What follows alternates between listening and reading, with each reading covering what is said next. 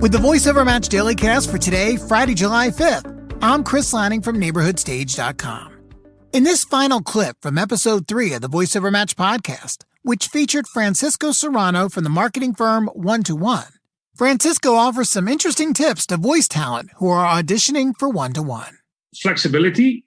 Our team always likes it when they receive several auditions, Right. like the fast version. This is like the more boom. And then later on, the voice talent may say, okay, so, and these are 4 endings, like absolutely or absolutely or absolutely. And so giving those options so that the account executive can say, oh my God, I love this, and boom, boom. So think of what are the options, giving what's needed in the brief, but saying, I did what you asked for, and this is a little bit more. That's one thing.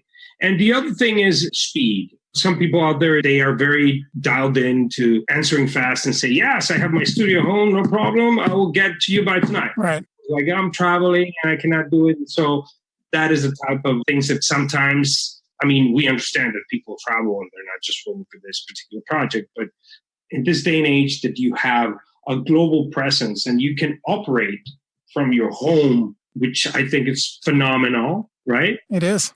You need to have that kind of, why don't I take my set out or I go into the closet in the hotel and close the door and yes, you're talking to whatever. I don't know. Yeah.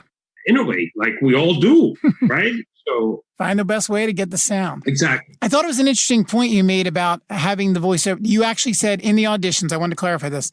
Your team likes it when people are auditioning that they give multiple takes and multiple trials in the audition? Yes, in the audition, because that shows this is what interesting is. And then you say, yeah, this is another one that maybe you might like it, or it's going to sound a little bit more younger voice or whatever, but you always provide the original that we need. So if we like that and if we see that it's providing some more options, then we say, oh my God, this person is flexible and we want this person because it's going to make us shine. And we want to make our clients shine. And that's just a virtual circle that we're looking for right here. And see, that's so interesting that you brought that point up because that actually flies in the face of conventionally what you hear from people that are teaching voiceover artists, even from some of the voiceover sites are like, just get into a 15-second audition and move on. That's all they're going to listen to. Just do as they say and move on.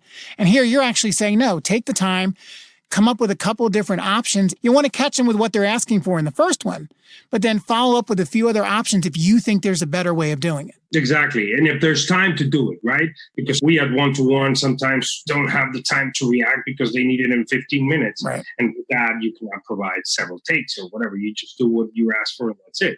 As a reminder, to hear the VoiceOver Match podcast in its entirety, head over to voiceovermatch.com and find out all the ways you can listen. Now, next week on the VoiceOver Match podcast, my guest will be Josh Miles, Chief Creative Officer at Killer Visual Strategies in Seattle, Washington. He offers some great information on auditioning for voiceovers, particularly for explainer videos. With the VoiceOver Match Dailycast for today and for this week, I'm Chris Lanning from NeighborhoodStage.com. Have a great day and a great weekend.